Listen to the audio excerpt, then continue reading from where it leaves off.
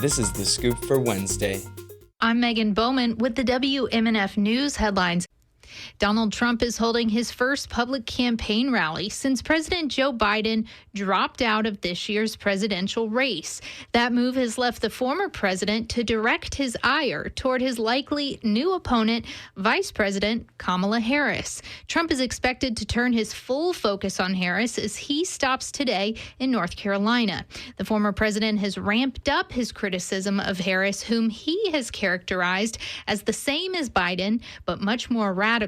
Meanwhile, a roaring crowd of battleground state voters greeted the vice president in Wisconsin as she opened her Democratic political case against Trump. In her first rally after securing enough delegates for the nomination, she said yesterday that in the November election against Trump, it's a choice between freedom and chaos. She's raised more than $100 million since Sunday afternoon. In Washington, Congress's top two Democrats have also thrown their support behind Harris for the party's nomination. The AP's Sagar Meghani has more.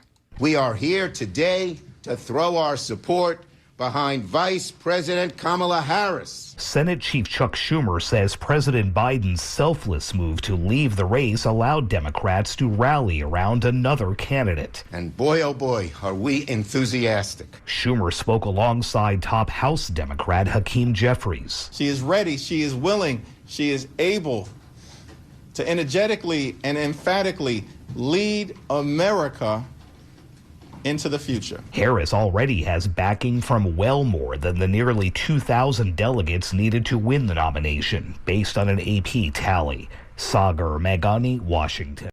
Governor Ron DeSantis visited Orlando yesterday to speak at the Florida Sheriff's Association 2024 Summer Conference.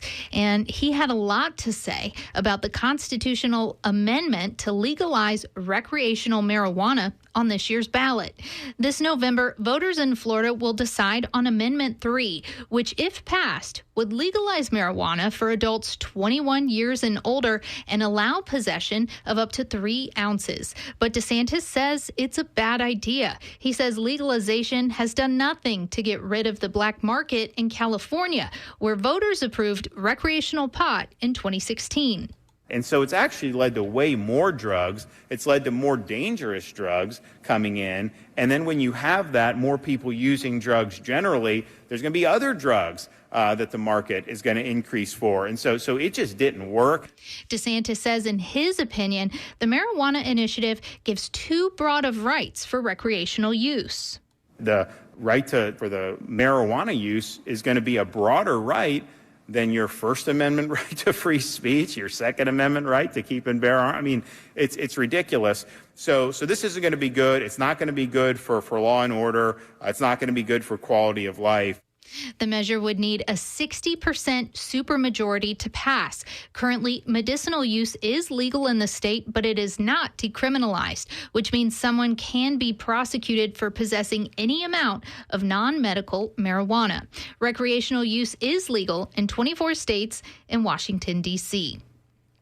Many behavioral health calls to 911 involve someone who is experiencing a crisis. WMNF's Chris Young reports on an initiative that puts mental health specialists in Tampa police dispatch centers.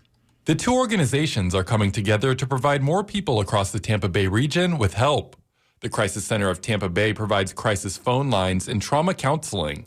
President and CEO Clara Reynolds says the center is also Hillsborough County's certified rape crisis center. She says now children and families will get better avenues for care. Post-pandemic, children and their families have experienced significant behavioral health challenges. And so that is the focus of Success for Kids and Families as a part of this merger. Success for Kids and Families was founded in 2005. Its focus is on assisting kids and their families with behavioral health struggles. We have family members and youth who call us looking for services and supports. We are proud already to be able to refer out, but now we get to keep all of those referrals in-house. The transition will begin next year. Chris Young, WMNF News, Tampa. I'm Megan Bowman with the WMNF News headlines. This is The Scoop, recorded at WMNF Tampa.